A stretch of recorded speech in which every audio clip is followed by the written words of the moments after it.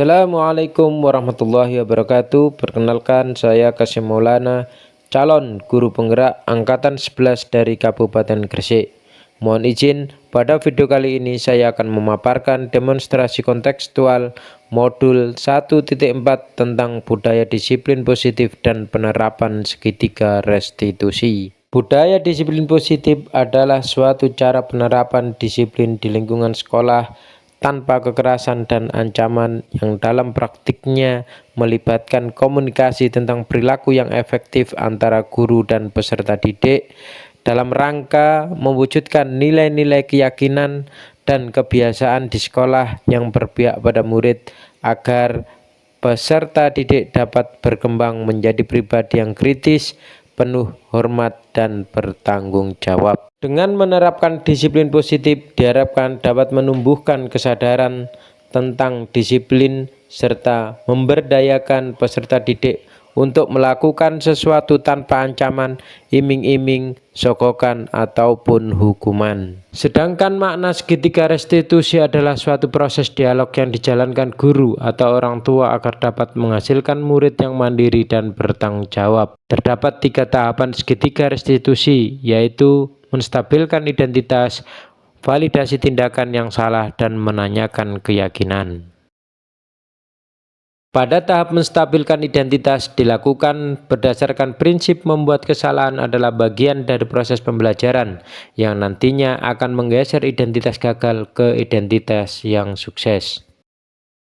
Selanjutnya, tahap validasi tindakan yang salah dilakukan dengan berdasarkan prinsip setiap perilaku berupaya untuk memenuhi suatu kebutuhan tertentu, maka guru akan bergeser dari pemikiran stimulus respon menjadi proaktif, sehingga dengan mengenali dan mengakui kebutuhan murid akan memperbaiki hubungan dengan murid. Tahap terakhir adalah menanyakan keyakinan. Pada tahap ini, murid akan diberi pertanyaan-pertanyaan bermakna untuk memunculkan motivasi secara intrinsik sehingga mampu mengaitkan keyakinannya dengan tindakan yang dilakukan. Berikut video penerapan segitiga restitusi pada studi kasus 1, yakni seorang murid bernama Rian kelas 11 jurusan TTL merasa malas untuk menunaikan sholat zuhur berjamaah di masjid sekolah. Lalu dia memprovokasi dan mengajak teman-temannya untuk tidur di kelas daripada menunaikan sholat zuhur. Silahkan simak video berikut. Assalamualaikum, Mbak. Waalaikumsalam warahmatullahi wabarakatuh. Iya. Ya, Mbak. Mas Rian, Iya, Mbak. gimana kabarnya? Alhamdulillah baik, Mbak. Iya, Mas Rian, mohon maaf, Bapak tadi mendengar laporan dari pengurus kelas. Katanya kamu sering ya kan tidur di kelas di saat waktu sholat zuhur dengan mengajak teman-teman sehingga tidak mengikuti kegiatan sholat zuhur berjamaah. Apakah Iya, Mbak. benar? Benar, Nah, Mbak. menurut Mas Rian sudah berapa kali melakukan hal itu? Sudah 8 kali, Pak. Sudah 8 kali. Oh, banyak sekali, Mas. Iya, Ya. Pak. Mas Rian sering tidak mengikuti sholat zuhur. Itu kesalahan atau bukan? Kesalahan, Mbak. Kesalahan. Baik, Mas Rian. Kalau itu memang berbuat kesalahan, nah ini tadi kan tidurnya di kelas ya. Iya, Nah, Pak. kenapa kok sampai sering tidur di kelas itu tadi? Penyebabnya apa? Karena saya sering begadang, Pak. Sering main game waktu malam. Oh, waktu malam. Iya, Pak. Terus tidurnya kurang gitu. Iya, Pak. Tidur yang kurang. Memang ya kan manusiawi. Saya dan Bapak Ibu guru itu juga pernah mengalami atau berbuat salah. Tapi yang terpenting kita adalah bagaimana ya, introspeksi diri kita, belajar memahami dari kesalahan tersebut dan berusaha untuk memperbaikinya. Saya yakin Mas Rian melakukan itu ada alasannya. Kenapa alasan begadang dan juga tidur malam? Itu apa game atau karena hal yang lain? Karena ngegame saja, Pak. Karena diajak teman kampung, Pak. Oh, diajak teman game kampung. Iya. Nah, ini kan tadi Mas Dian juga menyatakan bahwasannya itu adalah kesalahan.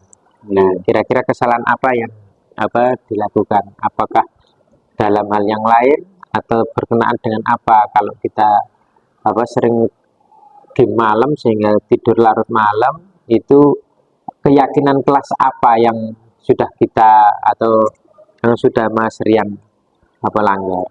bikin ngantuk di kelas Pak, bikin ngantuk waktu pagi siang, jadi Berarti kedisiplinan dia. ya Pak, Ya. kedisiplinan Menurut Mas Rian, kedisiplinan itu penting apa tidak? penting banget Pak, Nah, untuk apa disiplin itu? untuk supaya lebih kita Pak, lebih teratur gitu Pak, kayak seperti jadwal kita, semisal kita ada janjian sama orang jam 7 tapi kita datangnya jam 8, kan tidak konten gitu loh Pak. Maksudnya bikin orang lain juga kayak gimana gitu, bikin susah. Iya, jadi kedisiplinan itu kan penting bagi kita karena dengan ketika kita menerapkan disiplin, pekerjaan itu kan lebih teratur. Ya, Pekerjaan tidak menumpuk dan tidak membuat kecewa orang lain. Nah, kira-kira langkah yang paling baik untuk Mas Rian apa untuk memperbaiki agar zaman bisa disiplin lagi seperti biasanya? mengubah pola pikir Pak yang pertama, terus tidak sering main game waktu malam, tidak sering begadang, jadi supaya di kelas itu tidak tidur Pak, dan akhirnya bisa ikut sholat juga. Oh gitu. Oh ya sudah. Kalau Mas Rian sudah bisa menemukan solusi untuk kendala yang sudah Mas Rian alami, saya harap nanti senantiasa diterapkan. Bapak nanti juga akan berkomunikasi dengan wali murid Mas Rian, Ibu Mas Rian, agar Mas Rian juga bisa menerapkan pola hidup yang teratur, disiplin, sehingga tidak ada kendala baik di rumah maupun di sekolah. Sanggup Mas Rian ya untuk memperbaiki diri sendiri mandiri. Oh ya. Ya sudah Mas Rian, terima kasih waktunya sudah ke sini. Mas Rian bisa kembali ke kelas. Mohon maaf ya Pak. Wabarakatuh, saya Rian Revansa Saputra dari kelas 11 TITL 2. Saya berterima kasih sekali kepada Bapak Kasim Maulana karena saya telah diajak diskusi untuk mengetahui kesalahan saya yang telah saya lakukan, yaitu begadang dan tidur di kelas dan tidak mengikuti sholat. Setelah saya mengikuti kegiatan diskusi bersama Pak Kasim tadi, saya mengetahui kesalahan saya, yaitu begadang dan sering main game di waktu malam. Terima kasih untuk Bapak Kasim Maulana. Wassalamualaikum warahmatullahi wabarakatuh.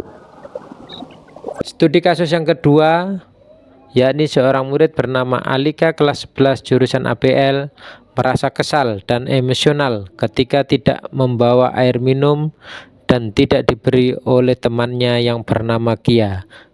Teman sekelasnya bernama Kia, sehingga Alika marah dan tidak bisa menahan emosinya. Lalu dia menggebrak meja dan menumpahkan air minum dan bekal makanan yang dibawa oleh Kia. Berikut skenario penyelesaian masalah dengan menggunakan segitiga restitusi untuk kasus yang kedua. Assalamualaikum Mbak Kasim. Waalaikumsalam. Gimana kabarnya Mbak Alika?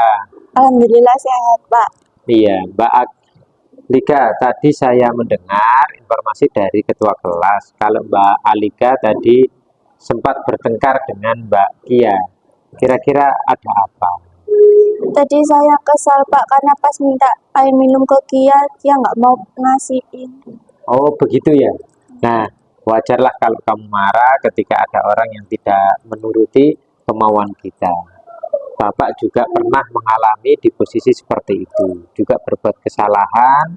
Nah, yang sama bisa juga kita lakukan. Nah, kira-kira tadi kenapa kok bisa bertengkar dengan Kia? Saya emosi dan jengkel Pak, lalu saya tanpa sadar mengebrak mejanya Kia dan kemudian bekal sama air minumnya tumpah ke. Oh, begitu.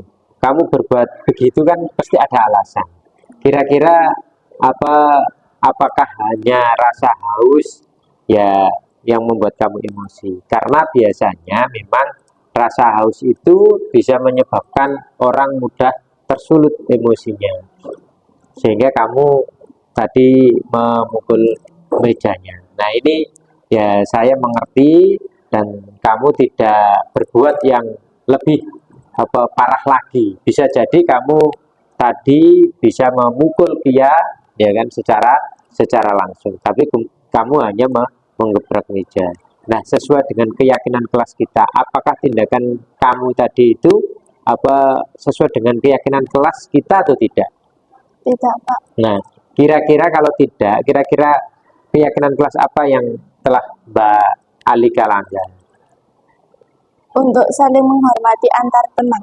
Untuk saling menghormati antar teman. Iya, betul. Jadi kita harus saling menghormati dengan teman kita, karena saling menghormati itu penting enggak buat kamu? Penting sekali, Pak. Nah, kalau menurut kamu itu penting, terus keyakinan apa yang harus kamu lakukan agar ketika orang itu tidak menuruti kemauanmu, kamu tidak mudah marah? Untuk lebih bersabar dan menahan amarah kalau ada teman yang tidak mau berbagi, Pak. Dan minta maaf ke Kia kalau saya salah dan akan membawakan bekal untuk Kia besok. Oh gitu. Jadi ini adalah wujud kamu untuk memperbaiki diri kamu. Ya, dengan kira-kira memperbaiki masalah tadi dengan membawakan bekal kepada Kia. Ya sudah, nanti saya akan menjembatani dengan Kia, dan terima kasih sudah hadir di sini. Semoga kejadian ini tidak terulang lagi dan kita bisa saling menghormati antar teman. Terima kasih Mbak Alika sudah hadir di sini ya. Halo, perkenalkan nama saya Alika. Saya senang sekali dapat berdiskusi dengan Bapak Guru untuk dapat mengendalikan amarah, karena perilaku teman saya harus lebih banyak bersabar dan dapat menghormati teman-teman saya. Demikian video kali ini, semoga bermanfaat. Akhir kata, Assalamualaikum warahmatullahi wabarakatuh.